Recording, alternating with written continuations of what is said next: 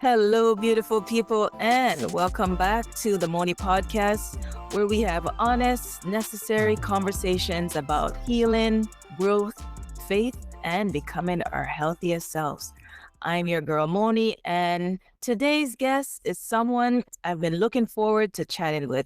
She's a psychotherapist, mental wellness consultant, and the executive director of Nurturing Our Wellbeing, Inc., which is an organization dedicated to supporting emotional wellness, especially within Black communities. She brings both clinical expertise and cultural understanding to the conversation. And today we're talking about what mental wellness really looks like for Black women, Black men, especially as we enter a new year. This is about boundaries, rest, food, faith, and finally giving ourselves permission to be, well, not just strong. Please help me welcome my guest, Angelique Benois. Hello, Angelique. Hey, hello. And thank you so much for having me on your show. Yes, thank you for being here. Really appreciate it. I'm really excited to talk to you. I have so many questions, so many things to dive into. But, before we get into it, let's talk a little bit about who you are and what led you to this path. What led you into psychotherapy and mental wellness work? Okay. Thanks for asking. So, as far as I can remember, I've always been really curious about human behavior and the human mind and health and wellness. And so I went into nursing. So I'm actually a nurse, and I've been a nurse now for like 27 plus years. And I specialize in the area of mental health. And it was through that journey that I kind of just, how life happens, right? I never really necessarily expected this, but throughout my experiences, I realized that I wanted to do something that was a little bit more in regards to preventative. And that kind of led me in regards to where I'm at right now in regards to the mental health consulting. So psychology, the nursing, and then I also did a lot of like yoga practitioner. So I'm a mishmash of many different. Yeah, all health wise. I love that. Fuse everything together and put it forward. Really like that. Was there a personal moment or experience that made this work feel like a calling rather than just a career? That's a good question. Well, I think it was a little bit of different things. Like I've always been very curious, and I've always just by nature always been very passionate about helping other people. And I guess I don't know if it was in regards to that kind of created a lot of people to feel comfortable to come to. So I was always kind of like the go-to person in my friendships and so on and so forth, right? So it's kind of a pattern. So I've always just I think it's just, I've just always just been very curious. And then when I realized that it was something that I was actually really good at, and I was gifted with that ability, because it does take a certain level of patience and understanding and empathy, I kind of always gone that way. And that's always really, when I think back of it, even as like a youth doing like part-time jobs, it's always been into helping. Like I never worked at like a cafe. I've never worked in a store, retail. Like it's always been something in that kind of line. So you just followed through and just stuck with it and just made it your full-blown career, basically. Yes. I find it really rewarding. Yeah. So, yeah. And maybe because seeing my mom was a nurse as well. Yeah. So maybe, Yeah. Yeah. Nice. Very nice. Love that. As a Black woman in this field, how does your lived experiences shape the way you show up for some of your clients? Well, I think because of the lived experience in regards to the stigmas that are attached, especially specializing not in overall in health, but especially in like psychological well-being and mental health, there still exists some stigma. And even further, like before, there was a lot more stigma attached to this. And so I think that's a big part of it, so that I can be very patient and very present, so that people feel safe in regards to talking about things and knowing that it's safe, is to not be a lot of judgment in regards to sharing. their experience in regards to their mental health. I think it's also because I have been on the other end. So I understand how it is to kind of like show up and perhaps only to be the only woman of color in that room, in that space, right? And having to kind of explain my situation. So I kind of understand, that journey. And so I just think it's a natural thing. Yeah, it comes natural. Yeah. Yeah, very good. Now, the name of your organization is Nurturing or Wellbeing Inc. Nurturing our well-being. Yeah. I love that. Love that. Now, what does nurturing our well-being truly mean beyond the buzzwords? If you can talk a bit there. Well, it took forever for me to land the name. Yes. Forever. And I was thinking nurturing your well-being, and that didn't feel right. And then I realized it had to be the hour. And I think once again, it's about that lived experience of as a Black woman. The hour is really important, like the community, right? Culture is a very important part. And when I said that, that felt right for me. And so it's about community. It's about a collective responsibility as well as an individual responsibility in regards to our wellness. It's also, the acronym is NOW. So it's also about not procrastinating. It's about prioritizing our mental well-being and mental health. Because really and truly, if we tend to like do that, as Black women and Black men too, we tend to kind of like put our needs back, and after I do this, this, and this, then if I have energy and if I have resources, if I have time, then I'll take care of myself. So it's really about no. Like if you do that, you can get ill, right? Chances are you're going to get unwell, and then you'll be forced to have to take care of it. So why not be preventative and just work now in regards to small little micro moments of your well-being? So that's the real meaning behind the business name. Yeah. And that's neat. Yeah, it's very neat. I like that. It's your baby. The name is very important. So I like how it fits with the acronyms, how you put it, NOW, now. That's it has a nice ring to it and it stands out. Very unique. Let's talk about Black women and mental health. It's a new year and a lot of us have New Year resolutions. We're going in and we're saying, this is the year for this is the year for that. Why do you think Black women often delay prioritizing their mental health? I know that's something we don't really put often at the forefront. Yeah. I think there's many different reasons. I think there's an accumulation of reasons. I think there's an element of like society, right? Just like even indirectly giving messages that we're supposed to be a particular way, and we're supposed to be, the nurturer. We're supposed to always be taking care of somebody else, whether it's our partner or our children or siblings or coworkers or whoever or whatever, right? So I think after you kind of get that messaging, even indirectly, it kind of just seeps in to us, right? And then that's passed down from generation to generation. That's what we see, right? And a lot of things are silenced in regards to our needs and our well-being and our health. And it's almost sometimes like a shame, like, my goodness, if you did what before, you know what I mean? You took care of what you want, you took care of yourself. Yeah. And so then there's a guilt attached to that, right? There's a lot of guilt. So I think it's one, learning it from society. I think it's passed down from generation to generation. I think it's our own thought traps, in regards to our thought traps, the kind of the things that we've convinced ourselves to believe to be true. That's really not, right? Thoughts are not facts, right? It's just, it's a lot of things that kind of are our life experiences kind of shape that. So I think it's those kind of an accumulation of those type of things that kind of just, we ended up where we are. And now I see that people are slowly starting to unlearn those things. Yes. And kind of push back towards that. But I think those are the reasons why it's been such a resistance. It's resistant for such a long time. It's true. It was embedded in us. A lot of us learn certain things or experience certain things, and the stigma around that mental health is so high. It just kind of makes us go into like a little bit of a shame sometimes. We don't want to disclose what we're going through and always show that we're strong, which brings me to my next question is, we're often praised for being strong, strong, Yeah.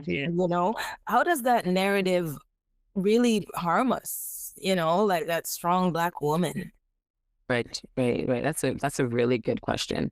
Mm. So I think it harms us, one, because it almost doesn't give us permission to be soft. And I often kind of say it's hard to be soft with Black women sometimes, right? So there's a kind of like a spin on words, but it is very hard to be soft and to be gentle and to be compassionate to ourselves. And when we don't have that ability, when we have that ability, when we don't feel it's safe to share that ability and to expose that ability, it really can lead to a lot of the most common kind of mental health concerns, right?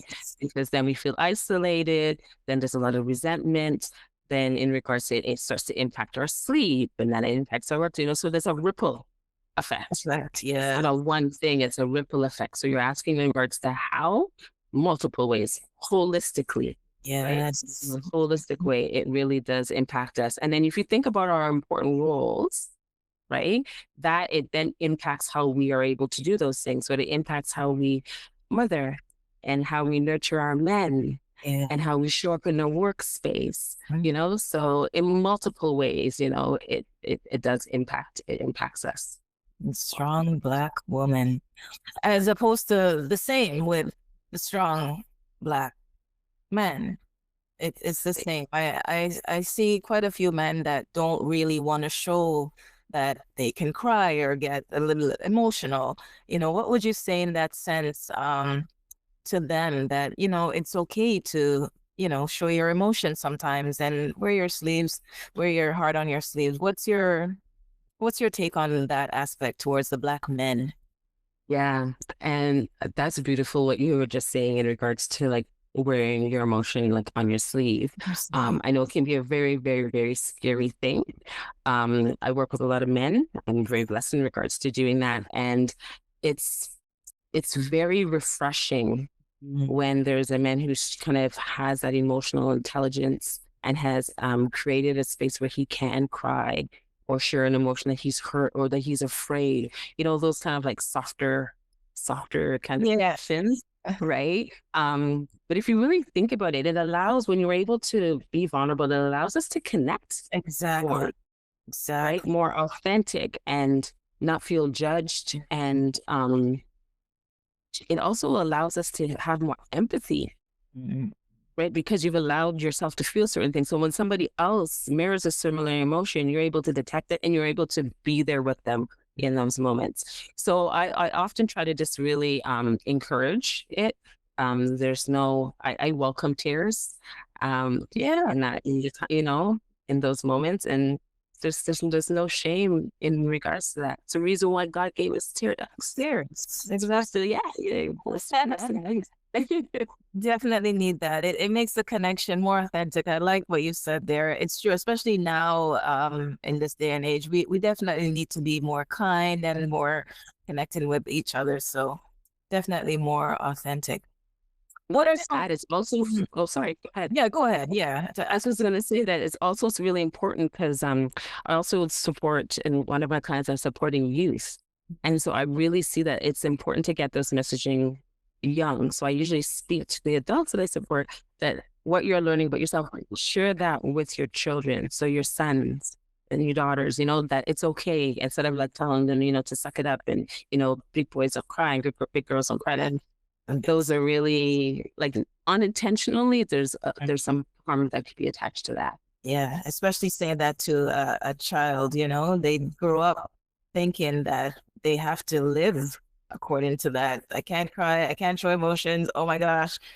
Yeah, it's definitely a little bit of a trauma, I find. What would you say are some common mental health challenges you see Black women facing that aren't talked about enough? You may, in your line of work, maybe you've come across a few that you're like, this definitely needs more attention, but it's not something that's really highlighted a lot. That's a good question. So you see more of the common ones now, where you'll hear them talking about depression and anxiety. Yeah. the traumas are maybe something in regards to what that really looks like. So in regards to like racial traumas or workplace traumas, like those type of things, so I think they're starting to now have conversations and realize the true impact that it can have.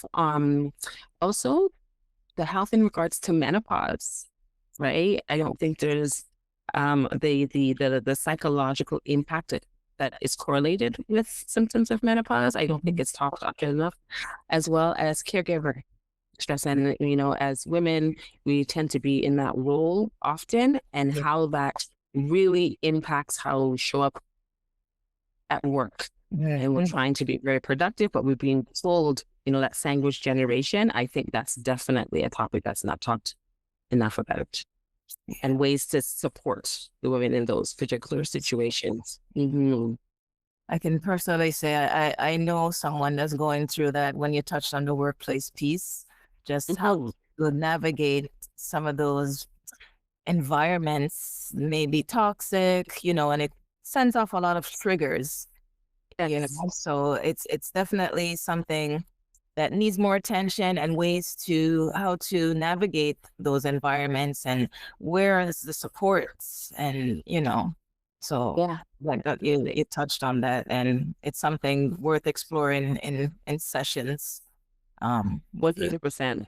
And to kind of really, really know the different ways that the signs and the symptoms can show up. Yes.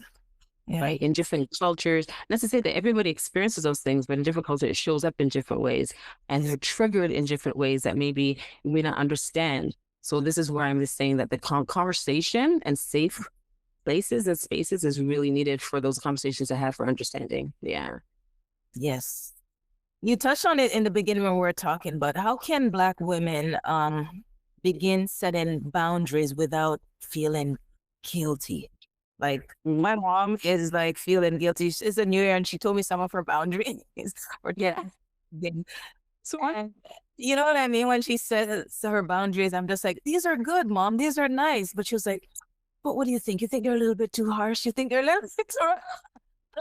she started to feel guilty. She's just like, I don't think I can carry these out. You know why I felt like that? Is because it's a little bit outside of her character. She's a nurturing, loving person, and a yes, Mom, yes. And now she's like, I gotta set some boundaries. So how can we not feel guilty when we do set those boundaries? Realize that we deserve this. Yeah. I love that. No, that's funny. It's great that you're having those conversations with your mom. It's wonderful. I love that. I think one important piece in regards to boundary setting is to always be very mindful of your intention behind setting the boundaries. So you're just doing it for the sake of it's an exercise, and you hear that boundaries is good, and you're just I think then it's too kind of blurry, and you can get kind of lost in the process, and the guilt starts to take over, right? But I feel that when that part of us that maybe feels guilty or doubtful in regards to what we're doing, and then we can really rely on the part of us that had that intention behind it, and we can always rely on, then that's going to always be the part of us that keeps us on track, right? So it's not to say that we won't necessarily have the doubt or the guilt, but it's about having that part, and that can kind of not allow you to stay in that spot, so you don't spiral down that hole and you derail. Yes, that's the right words. Mom, if you're watching, I hope you took notes. Hold on to your intention, and all good boundaries. It's nothing to, kind of like, ugh, you're really gonna do that, but it's like, she just feels the individuals that she's setting these boundaries with will be like, why? What have I done? So then she'll feel guilty, like, I really shouldn't have set that boundary. No, stick to it. You deserve it. This is your time. This is for you. Yes. Definitely. Yes. And something that I also tell individuals too is kind of going into it curious. If it's a new thing, just go into it curious to see how it is if you fulfill and you stick to one of the boundaries at least. Yes. And then you feel that, oh, that felt good, and I was able to do that, and you're confident on the others. Yes. I love that. That's really good advice. I really hope our listeners as well take notes on that one. Boundaries, well needed. What does healthy emotional expressions look like? Especially for women who were taught to suppress their feelings.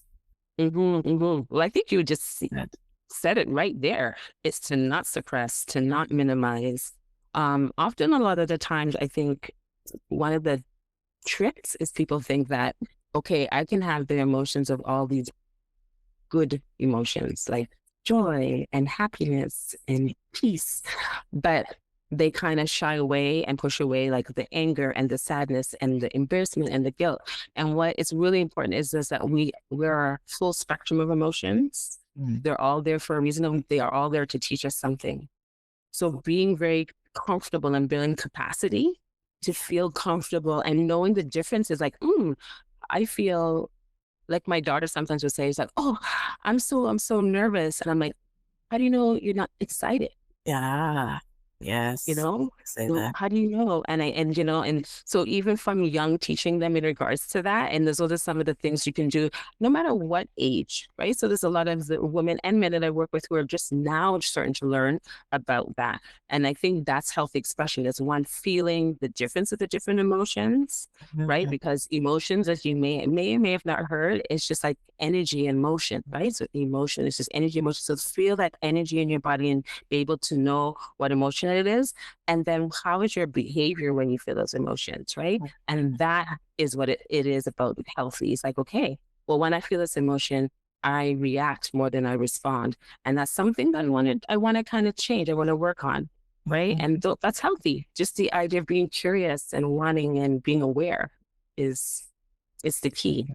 Yes. Right? How would we tap into that with someone who's learning to be more patient? They're always, antsy and just want things done now. How would you help in that individual? How would you say they can tap into the feelings of more being patient? It's hard. Maybe I'm talking about myself. I think we all kind of get into that mode in certain situations, right? I've been told I have to be more patient, and it shows when I'm not patient, especially at work with little things. It's like I want things done now. See, now, right now. Yes, I hear you. For someone like me who's just like, okay, I gotta exercise patience, learn patience instead of, and I entertain the feeling of not being patient. You know what I mean? I go more towards that. I really gravitate towards that as opposed to, it's okay. Yeah, take it. What would you say, or what are some techniques on how we can really tap into learning to be patient? Hey, I love that because that's all what I'm about. Yeah. Those experiences in those moments, those micro moments when we're whether it's impatience and another person's anger. So this is where I'm talking about self-care the way that I view self-care, it's really giving you those little moments to make a better choice or to your better version of yourself to kind of just show up. Right. And one of many, but one of the easiest ways to do it is in regards to our breath work. And there's so many different types of ways for breathing that we can do, but specifically in regards to those moments where you recognize your blessing. Yeah. Nice. When you're getting like, okay, there it goes. This is my impatient self showing up. Okay. But this is what I decide I want to do, is just to kind of take a breath and just once again, be curious. What happens with that when I do a couple of breaths? And it could be different things. It could be box breath. It could be muscle retention with the breath. It could be like, there's so many different breathing techniques, and just see what happens to that. And you'd be so surprised. Yeah. The shift. Okay. That breathing can do. Right? Because I don't know if you know really, like when you hear people say that all the time, like just breathe, take a breath. But do you really, like, I don't know if people really understand that, like, physiologically, it's changing your whole central nervous system. Yeah. It's right? I've been told that, like, take a breather, relax, just take a breath. And I never do it. Oh, come on, let's go. So yeah, I definitely try that. If it changes and helps me just really, cool down and shift gears a little bit, I definitely will implement that. Yeah. And even just your feet, do something with your feet. Okay. Right? Yeah. Lift your toes up and just say, okay, before I respond to that, I'm going to let each one of my toes land on the ground. And that time, just letting each one of your toes, you're doing something mindful with your body. And it's just like these brief moments that can make you go, I could react like this, but I'm going to decide to do this instead. Yeah. Right. And just practicing. It's a practice, right? The first few times it may not work, but then eventually it won't. All right. Some good tips. Again, we are speaking to Angelique Benois. I hope you guys are enjoying our episode so far. Remember, click like and subscribe. As I was saying earlier, it's a new year, and we're all setting our New Year resolutions. But it brings pressure around diets and getting it together. Should Black women approach dietary changes from a mental wellness lens, if you will? I'm glad that you said that, because I'm definitely not a dietitian or nutritionist. Stay my lane, but I appreciate food and mood. There's definitely a combination. And so how would I suggest in regards to it is just, once again, I'm all about slowing things down, not necessarily for the entire meal, but just in the beginning. And when I experiment with that with groups and in individuals doing any mindful eating, it is so interesting how they're like, that was so much more difficult than I thought, right? Or in regards to like, I tasted the food so much differently than I normally do. Like, that was such an interesting experience, right? So that's one way that I would suggest it is in regards to just slowing down at the beginning in regards to it. So whether in regards to if you're doing a prayer or you're taking a breath, instead of just shoveling it down your food or doing it like in regards to like an automatic in front of the TV or whatever, just slowing it down and just being intentional and connecting with the food is one of the things that I would suggest. And then the second thing is to kind of be paying attention to like what your cravings are, right? So what are the thoughts that are coming that's telling you to grab that, whatever, that chocolate bar or those chips? And I'm not dismissing that we need our little treats sometimes or nothing like that. But I'm just saying when you and yourself know, and I say you, I just meant the person knows that it's off balance, it's too much, it's excessive, or you want to change, kind of be mindful of those kind of particular thoughts and slow it down in that way. So it's interesting when I say now, it doesn't mean necessarily a quick action. Now can just mean slowing down and being in the moment as well. Yes. Right. So, paying attention to the things that are happening. Yeah, that's good, because I'm a foodie and I often I'm always snacking and always eating. Everybody always seems it's like, you're always eating, always, especially late at night. I'm telling you, 1 o'clock, I go downstairs, microwaves on.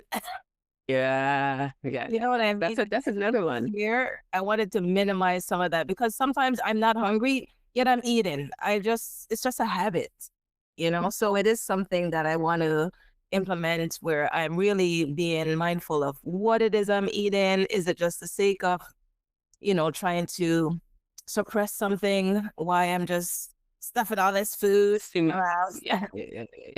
Or is it boredom? I was just bored. Why am I? Yeah. Oh, you touched on it, where it's something that will allow me to really look at it differently instead of always just for the sake of food. Yeah, that's a good tip. Now, do you know what's the connection between, you mentioned it, food and mood? What's the connection with food, mood, and emotional regulations? Is there any connections there? Interesting. I've never necessarily looked at it in those three combinations, but I think it makes sense to do that, right? Because when you talk about emotion regulation, if we're not mindful of the emotions that are attached, if we're kind of like eating to soothe an emotion, like you had said, right? And we realistically, most of the time, we're not grabbing a salad. You know what I mean? Or some type of healthy, protein or something like that. It's usually something that's processed or a carb or something that's going to make us feel not the greatest after we consume it. And that can be linked also to associate in regards to the emotion to why we even ate it in the first place. So we kind of get into this vicious cycle in regards to that. And then once we're into kind of that routine, it's hard to regulate. When you talk about regulation, right? How can you regulate something if you're not giving it the attention that it deserves, right? If you're not connecting the dots, if you're not doing a practice where you're allowing yourself to connect it, how are you expecting to kind of regulate, to change, to alter, right? You need to have that awareness first. So I think that's when you say those things, that's how I see it. And how they're all kind of connected, right? Because food impacts your mood impacts your food that you choose. Yes. And both of them together are going to impact the way that you regulate yourself and show up. That's food, mood, and emotional. Right? Yes, all together. Love that. Now, how do we unclean diet culture and like reconnect with nourishment instead of restriction, would you say? Well, so what I'm hearing you tell me is that in regards to more like healthy eating as opposed to like dieting. Exactly. Yes. Yeah. Well, I think that comes with knowledge and understanding. Like one of the things that I usually give to myself is I try to always, like, when I go away, there are times when I go away and yes, I want the, like, just the all inclusive and you eat, but I do try to go to also like wellness events and wellness retreats. And so there's a lot of in regards to like cleansing and raw food and stuff like that. So I think it first starts with like the curiosity, then the knowledge. So you know how to do things, because I think that's one of the things that people say, oh, I'm trying to lose weight, or I'm trying to be healthier or whatever. And I'm like, okay, what are you doing? And they're like, well, I didn't eat. That's why I'm like, skipping meals may not be the thing that you're looking for. Yeah. Right? It's about knowing what you need to take out and what you got to replace. Yes. So that you're kind of feeding your body and your soul. So I think it starts with knowledge and being okay to ask questions. Is the second thing. A lot of times we feel that we should just know, right? And so asking questions to the right people, of course, right? And being open to trying stuff. A lot of times people are like, ugh, you want me to eat X, Y, Z. I'm like, have you ever tried it? And they're like, no, but just being open to try different things. And you might be pleasantly surprised, right? When I tell people, like, you went to what? Where it was just raw food? Like, let's sushi stuff that you're trying, or what exactly is it?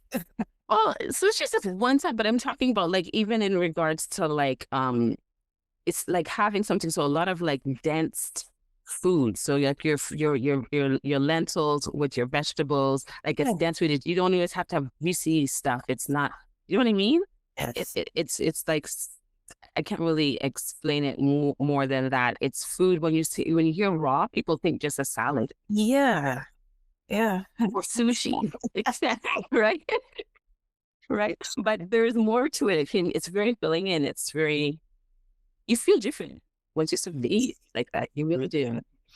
Healthy living, healthy lifestyle. Definitely trying new things with this year. I want to touch a little bit on faith, healing, and inner work as we touch on this topic of mental health.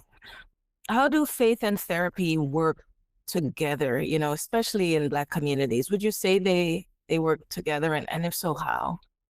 Definitely.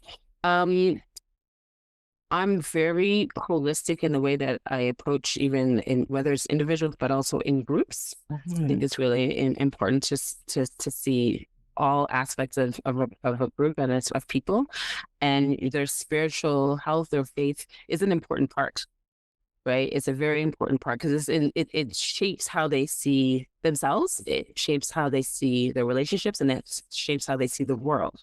So how can you really address such an intimate and personal part of somebody and not include that? Yeah. Right? That's a big. So, yeah. I think also there's a connection in it because there's an element of trust in a therapeutic process that you've got to trust the process sometimes, right? It's like a lot of physical stuff. You can see it, you can touch it, it's tangible. But when it comes to our emotions and psychology, you can't see it, right? You can't see it. And sometimes you don't get the results as quick as you'd want. It's a continuous, so you do have to kind of trust that process. Yeah.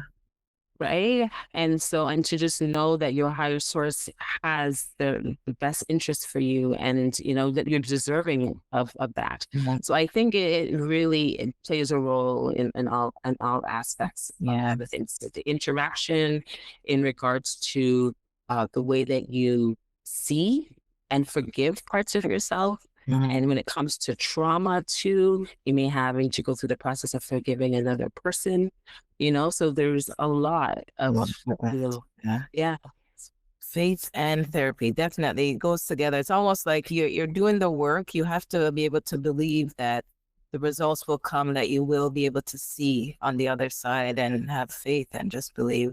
I like that. They do go together hand in hand. Yeah. What would you say to a woman, who feels therapy means that they're weak, or don't trust God enough? Because before I'm in therapy, not therapy. I'm in therapy. I'm like, what's the right word? yeah, I'm a therapist ever so often, and it took me a while to get into that. And it's been very helpful. At first, I was just like, I felt like I was gonna be weak and just sharing what I wanted to share with them and letting them know what I needed help with. I felt they would look at me like, really? That's what you're struggling with? You know what I mean? Like, express what I was going through in my sessions and everything. I realized, no, you're not weak. And it was something that really needed to come forward for me to get the help and support, and to look at myself in a different light. So what would you say to women? I have quite a few friends who refuse to go into it, that they're not weak, and that, or they don't feel like they're not trusting God enough. Because right. Well, yeah, what you said is very deep, and I see there's two different ways I'd respond to different things. So the big thing you just described, the process of how difficult it was, right? Whenever we have to go through a process that's difficult, right? That in itself, it shows the strength and the courage that you have, right? So just even to go and show up for yourself and to give it that takes strength, right? So there's nothing weak about that process. It's a very it's an empowering thing to do, right? And it can be very scary, right?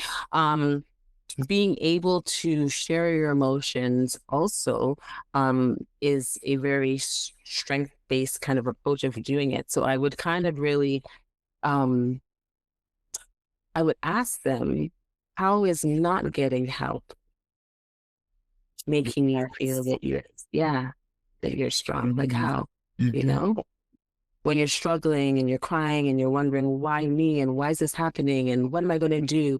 How can that feel strong? Right. That's true. That's the way to look at it. Definitely. They should look at it that way, because it's what I say to them. I'm like, well, if you don't want to speak to someone, I even offer, like, I can come with you to your first session, or we can make this, like, just to make it easy. But one of my girlfriends said she doesn't want somebody telling them that they're the problem once they reveal some of the things that they're going through. Another one of my friends says, therapists just want to know your business. You know what I mean? They look at it in a way where it's just like, yeah. So that makes them feel afraid to go deep into a session with a therapist. Right. Well, what I can say, and I will answer your question, if I don't complete that for you, but in regards to blaming and the faulting, like, that is something that you can even kind of like assess the person that you're feeling to open up with. So it's not a matter you just go and then you just kind of like blah, blah, blah, everything. You can ask questions, share your concerns, and then you don't have to share anything until you feel that connection. Because that's a really, really important thing. Like, it's really important, right? Because you don't want to get vulnerable and say it, and the other person has to be able to catch it. And I'm not dismissing anybody, but just like with any profession, there are good therapists and there are ones that maybe shouldn't be in the profession. Yeah. That's true. Okay.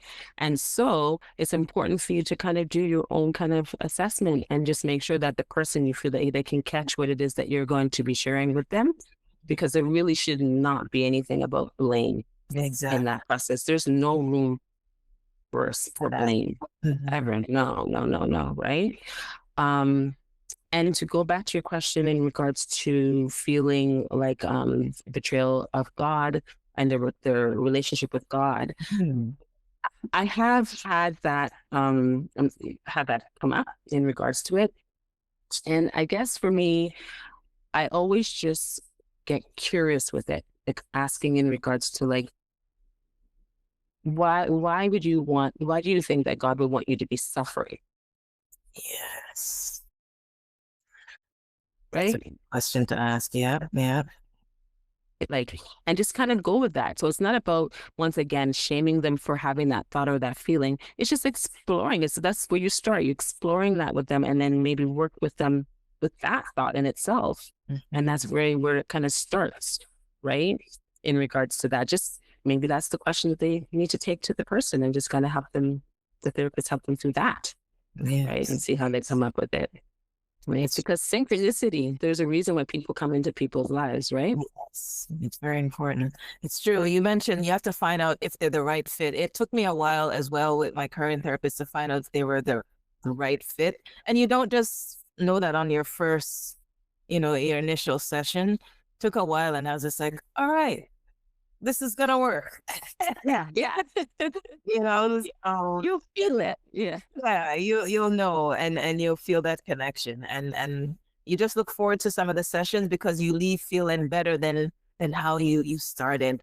So definitely encouraging our listeners, our viewers, if you're listening, to explore that path. Maybe someone said to you, you should try and get into seeing a therapist. Now is the year to really do that. Your body, your mental health will definitely thank you for it. Thank you. Yeah. That's not an insult. No, absolutely not. Absolutely not. Why can Black women trust that good things are coming, even when they're tired, healing, and still figuring things out? What will make them trust that they're going through that storm, but on the other side of your, something good is coming your way? A little peck of motivation, I would say. Okay. So what can be? Well, the way that I look at it is in regards to they have breath, right?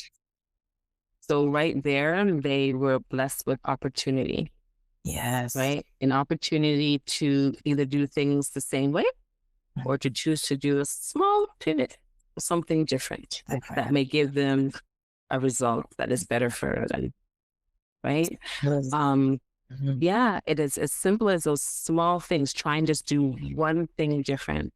Maybe it is, okay, I'm going to just start to do a little bit of journaling to get my thoughts down.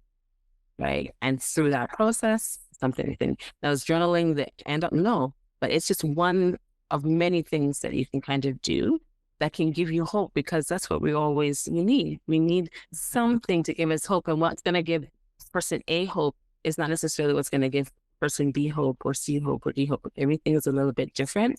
Yeah. And so exploring and having a diverse options and opportunities and strategies and modalities, I think, is something that will help people to kind of keep going. Yes. Yeah.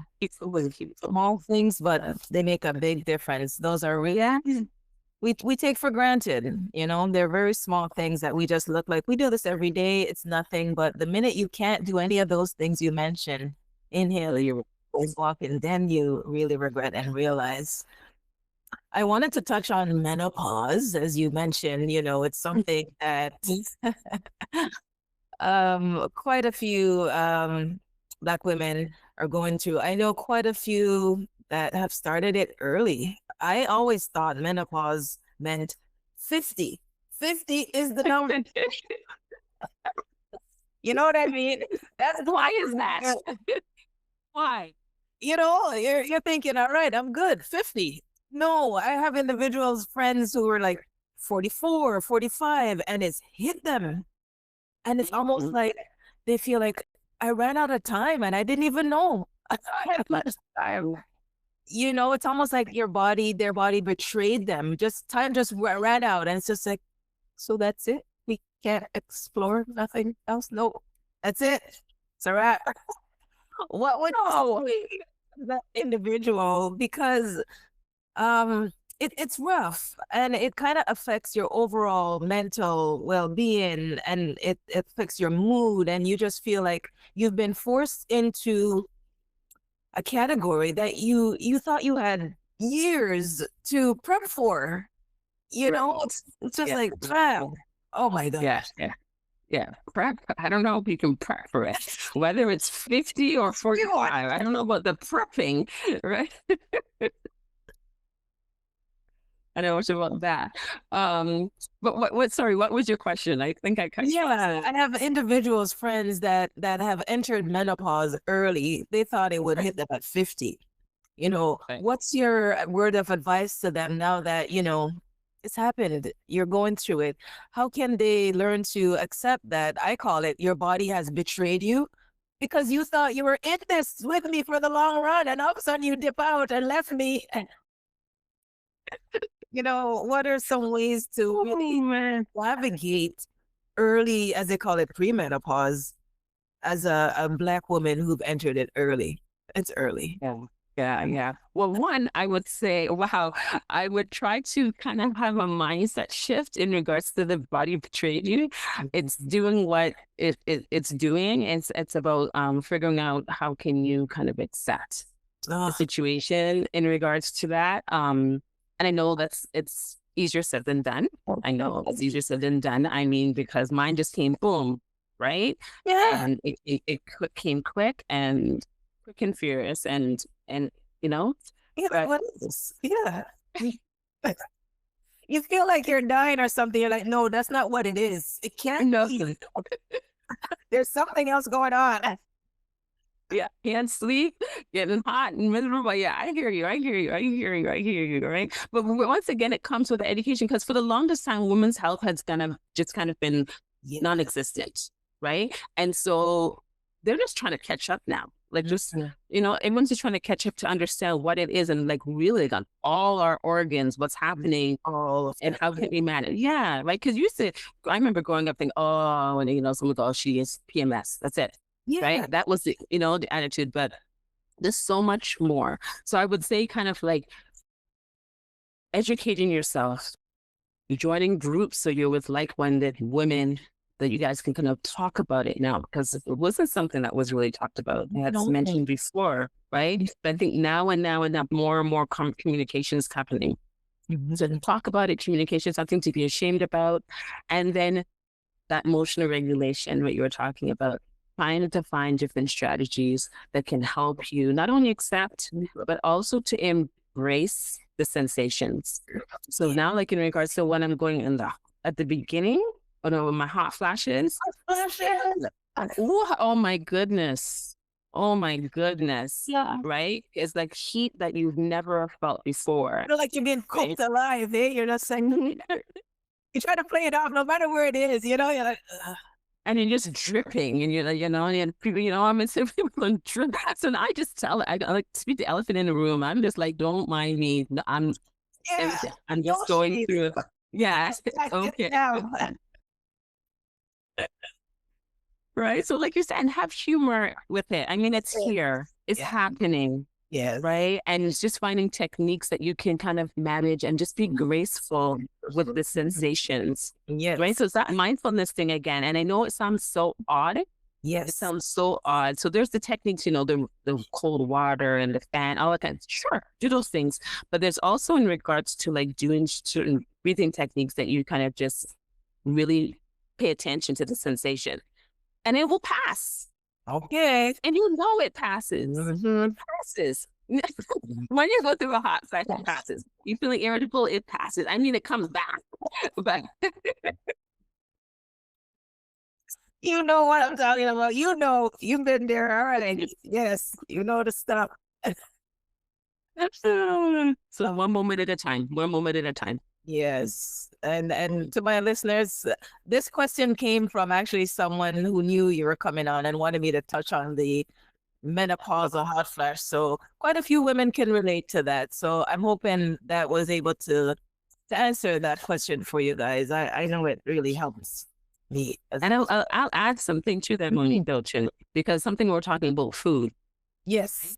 And that's education. So pay attention to stuff, like the things that you eat, and notice if that's a trigger for some of the symptoms, because there's certain things like flaxseed, for example. I'm just going to give you one example. Flaxseed, the ground flaxseed, it's known to really help. Okay. So throwing it into it. So the more knowledge that you have about certain things, the better that you can manage. Yes, that's good. Okay. Flax. Right? All right. Brown flax seeds. See, very specific, guys. Make your notes. Brown flax seeds will help. Add it to your water and just have that. Yeah. Your smoothie. Yeah. Your oatmeal. Nice, nice. Yeah. I want to get into a rapid fire session with you. Fun and light. You know, okay. Touch on quite a few little things, but just answer the question with like the fastest answer that you can think of. So it's called rapid. Oh, wow. It's a game show. Rapid. Okay. It's like I feel like I'm on Family Feud. Yep. Here we go. All right. Go ahead.